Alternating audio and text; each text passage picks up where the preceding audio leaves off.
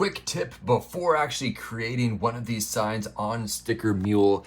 If you go over onto Canva and you're designing your design, make sure that your design is 24 by 18 inches in diameter. And then you can upload that image, which I did right here.